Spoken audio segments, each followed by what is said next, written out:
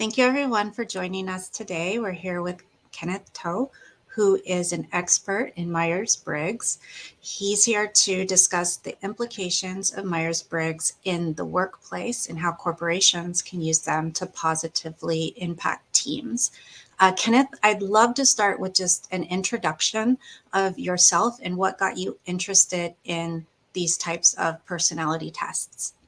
Sure. During the pandemic, I had a lot of time to read a lot of different things. And one of the interests that caught on for me was mental health and psychology as broad topics of interests. And I was also speaking with a lot of people more in terms of audio, but what I was lacking was information regarding facial expressions. And so, as a way to kind of make up for this, something that I looked into was different types of personality assessments to see if there was anything useful that I could obtain that could help alleviate the gap in information from facial expressions. And you were using this information for your startup to kind of pull together people that would be interested in your startup, or were you using this more on a personal level? It was more on a personal level completely initially. Okay, great. Yeah. And what about Myers-Briggs makes it unique or different compared to the other personality tests that are out there? I think one of the things that's interesting about it is that assuming that you have another person that's giving you relevant information, there's a large body of common communication patterns and anti-patterns between one type relative to other types that is available online. And so if you look up what you are and assuming you did the assessment, correctly, and the other person did as well, you can just add the, word communication after doing a Google search of two types, and you can kind of see like what are some common pitfalls and some common ways that both types build rapport with each other. Oh, okay. So I'm an INTJ. So Mm-hmm. what other types would interact well with INTJ? Do you find that types that are complete opposites are better attracted to the INTJ, or do you see patterns of similarities more often? I would say that in terms of something that a lot of people focus or over focus on sometimes is introversion relative to extroversion, at least with regards to Myers-Briggs specifically. Mhm. And that's important in terms of the corporate perspective of, if you have a meeting and there's an INTJ, for instance, it's a situation where you might want to give someone like yourself a little more time to consider, or maybe sometime, even before the meeting to kind of prepare and think about. Extroverts are more likely to be able to kind of give answers or comfortable giving answers on the fly a little more. And so that's something that, in terms of accommodating for, if we were in a conference call with a couple different people, for instance, and I wanted feedback from you, I'd probably like give a little more time, or, give you some advance notice as opposed to, asking you on the spot. At a conceptual level, introverts like to have fully formed thoughts before articulating them verbally. Whereas extroverts at a high level are more comfortable um, letting it flow, whatever's coming from their mind. And then if we go to, the compatibility aspect, generally speaking, intuitives communicate in a way that other intuitives are more interested in and comprehend with less miscommunications. And the same can be said for sensors, which would be an S instead of an N for the second letter. That's usually communication between sensors and intuitives is usually the largest friction point, if any exists, within the context of like work or personal communications.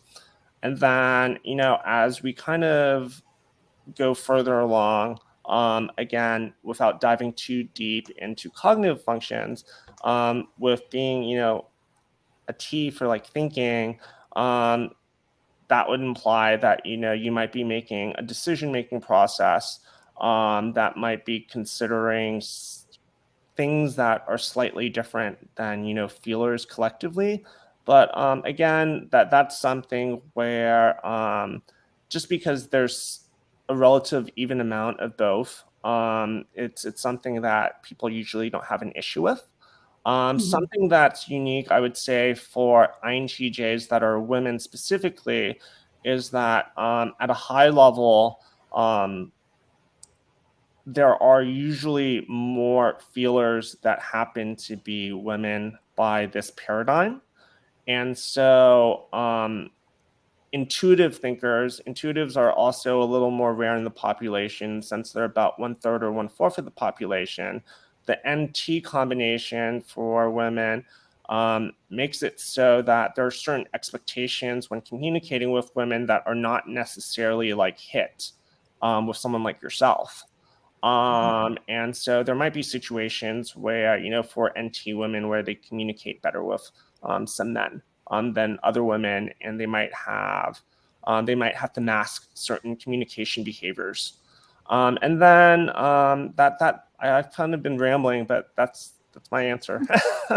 Well, when you say mask certain communication patterns, what are those? What would those be?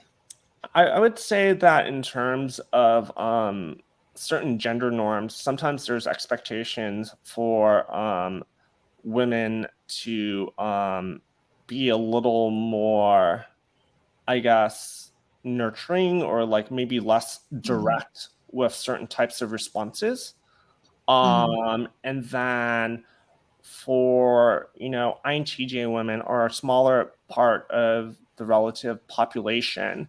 And because of that, people don't often encounter them as much.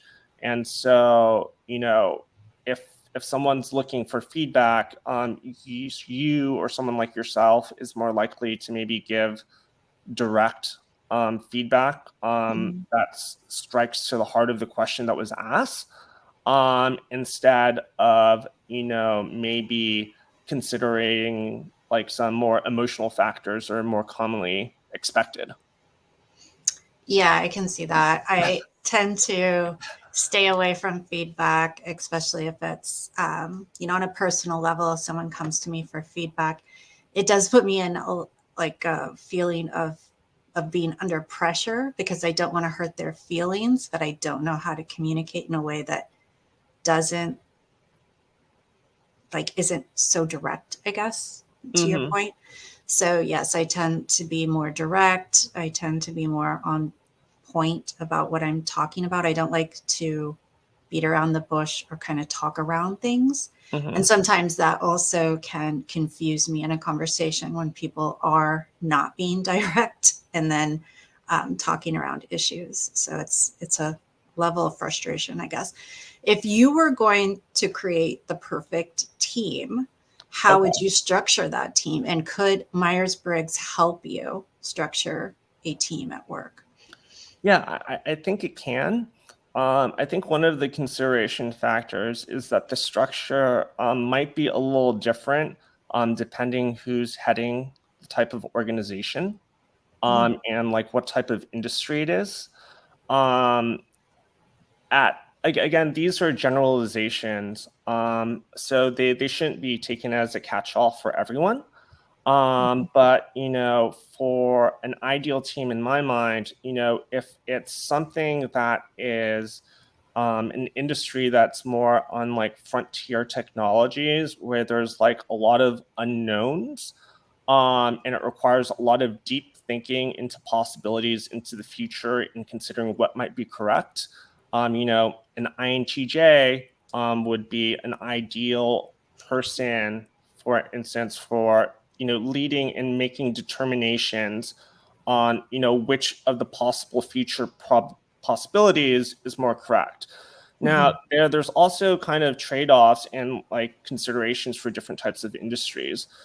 If you're dealing with an industry where there's kind of like a set playbook, and it's a matter of like operating at a peak efficiency and considering like a lot of different like costs and stuff, like manufacturing or something, you might be something where it might be something that might be more of like an ESTJ or ENTJ. Mhm. And so it's really different depending, ideal types of people. It depends on like the industry and what the company does. But I would say that, there are certain generalizations that I think would be um, a positive benefit in my mind, assuming it's like the right person, and, they're relatively mentally stable. Let me give you an example. Like if you were to have a situation where you need to gauge if the other person is, being honest or deceitful, I would say like a collection of INFJs will probably come to the right conclusion, or even one Mhm. singular person in terms of just, the idea of reading people. Um, INFPs are also, really good at intuitively reading people as well. Mhm. But these are kind of like high level things. And then, someone like myself, who's an ENTP, is good at considering like a lot of different, possibilities. So an organization with me at different roles, it might change the types of ideal people for other corresponding roles. Mhm. The reason for this, I would say, is, for certain types, they are more inclined to be, heavily detail oriented. Mhm. And, you need a high reliability factor. And so for something like that, ISTJs are great for things that require a lot of rule following and a lot of precision and a lot of details. Um, I don't know if you have a follow-up comment or question, but happy to elaborate. Yeah, I think it's all very interesting because we each person is individual. So like you said, we're just making generalizations Sure. based on the tool that was created. And that's what Yes. Myers-Briggs is. It's a Yes. tool for psychologists to use.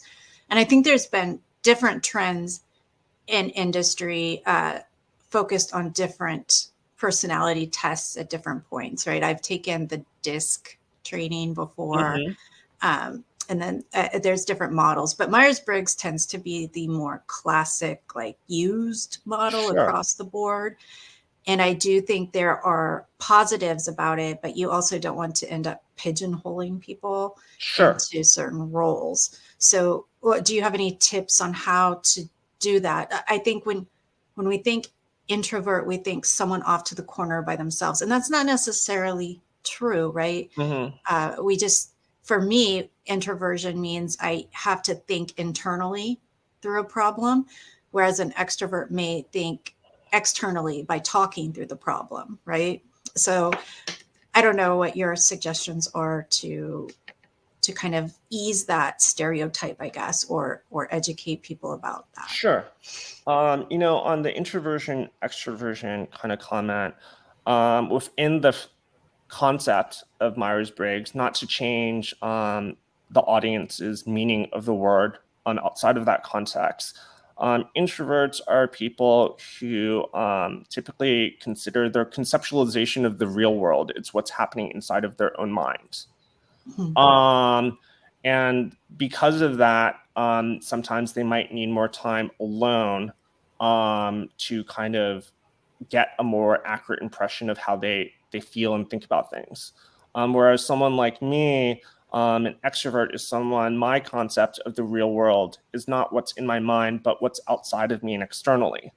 And because of that, I kind of put things outside of myself for obtaining feedback before I believe it's kind of like real. And so I Mhm. might be inclined to like throw ideas out just to see how people react to them. And that's kind of like my feedback loop. But I would say that concepts that are kind of mistaken, I would say, is like ideas like shyness and affinity for people have nothing to do with introversion, extroversion, at least within the scope of Myers-Briggs. Yeah, that makes sense. That makes sense. And and can you use this kind of technique in like a marketing aspect to appeal to other people? How would you use Myers-Briggs in that context? Can you give an example? Sure. Just because we happen to be on this topic of introversion and extroversion, it's top of my mind. Um, when you're looking at a lot of ads, for instance, a lot of them assume that the audience prefers an extroverted person's ideal environment, an exaggerated one. And an example of this, I would say, is like Super Bowl ads that have like a lot of people. Mm-hmm. Now, if you see imagery with a lot of people that are, maybe there's like music and people are smiling, this might be good for like an extrovert, but there's a portion of the audience where, if you're an introvert, you might be like, no, I do not want to be in what I'm seeing. Like, a bunch of Mm-hmm. people jumping up and down in a crowded place, ignoring COVID. There are some people where that would be a nightmare place to be around. Mm-hmm. And so I would say, like, you can start thinking about that in terms of like different people have just different perceptions of like how they would be recharging and what they might be doing for fun. It's not limited to Myers-Briggs, but it's something that I think is a useful exercise for me, at least, where I can at least mentally try to detach myself and try to think from other perspectives of what Mm-hmm. people or as a potential customer base might be looking for, because their ideal type of imagery, it might be something substantially different from myself. um, Mm-hmm. yeah. Yeah, I think that's interesting. And I read a book called Quiet by Susan Cain, and she talks a lot about introversion. And she believes that it's very underestimated. Like actually it's more like 50-50 on introversion, extroversion, but it's very underreported, I guess. As Sure. So it is true that maybe ads and marketing needs to consider both sides of their campaigns.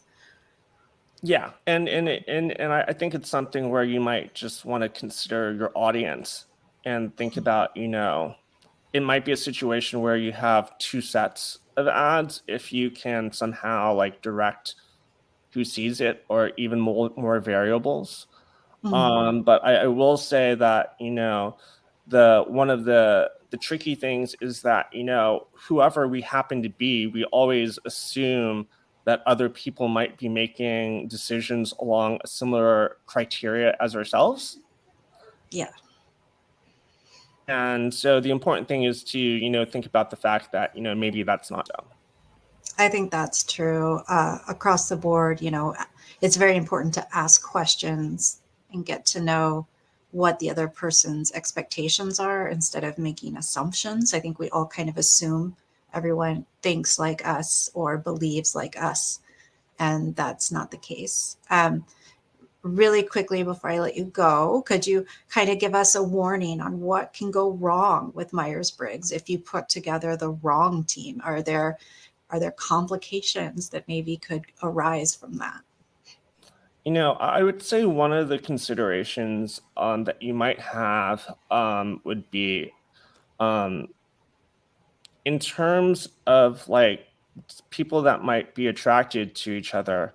Um, you know, if you look at something like, for the last letter of Myers-Briggs, it can be either like judging or perceiving or prospecting, which is like the P. If you have a bunch of perceivers or prospectors, that are all working together, there might be certain decisions that get deferred longer than they should be because prospectors like to take in information, as much information as possible before deciding. Mm. And in a scenario like that, it might be good to have like a perspective of someone who is like, we need to kind of plan, or we might need to make a decision a little faster. At the same time, I'm going to talk more about like, judgers. The high level concept is like, they usually make more first impression based decisions, and unlimited information, they can maybe make better, decisions on low data points. If you have too many people of, those types working together, for instance, you might have a situation where there are data points that you're not considering because decisions are being made too fast. Mhm. I'm mentioning this just because we've kind of talked about, the other kind of like letters that are affected. Mhm. And then the final comment I would have is that at a deeper level with Myers-Briggs, it's really about how you kind of interpret information and communicate. So it's about an idea related to cognitive functions, which are not spoken as much about, but maybe that's a topic for a different time. Yes, yeah, we could schedule another talk to talk about the cognitive piece. Are there any websites, books, or other information that you'd like to share with the audience so that they can get a clear understanding of what Myers-Briggs is? Um, if you have maybe a book, and I can link it in the comments as well. Sure, I'll send that to you afterwards. Yeah. Okay, great. And well, thank you so much. I think that, it's an interesting conversation to consider. And I think the most important thing I took away was what you mentioned at the last point, which was that Jays can make decisions too quickly because they're not getting enough of the data, whereas the people with the data can hold on to decisions and not make them because they're gathering data. So I think that's a very interesting point. Thank you so much, Kenneth, and hopefully we will be able to continue the conversation.